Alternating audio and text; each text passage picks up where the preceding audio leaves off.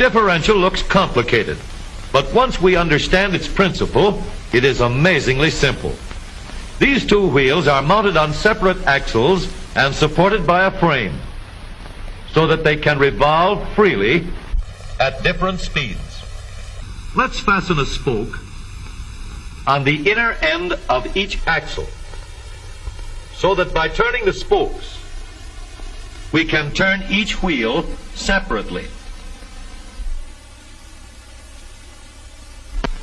With a bar or crosspiece, we can turn both wheels in the same direction at the same rate of speed.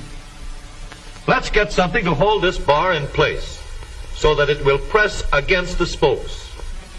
Notice that this support is not locked to the axle. It turns freely.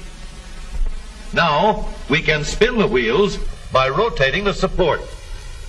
This is fine as long as both wheels are able to turn at the same speed. But let's see what happens when we go around the corner. With this arrangement, we cannot drive one wheel faster than the other. And if we stop one wheel, the other wheel won't budge.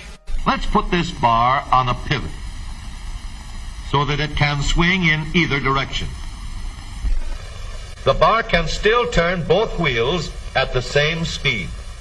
And because it pivots, it lets one wheel turn even when the other is stopped.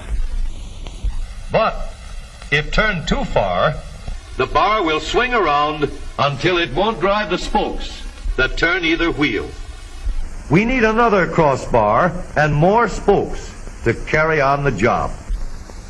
When we stop one wheel, the crossbars will continue to push the spokes of the free wheel around, as long as both wheels are free to turn. Now we have the working principles of a differential. To adapt the model for use in an automobile, we will have to make a few changes. In order to reduce the jerky action caused by wide spaces between the spokes, we will put in more spokes.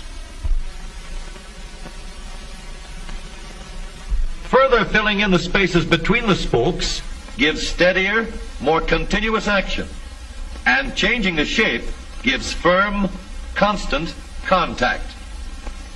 Now we can make the gears thicker and stronger, and we have differential gears.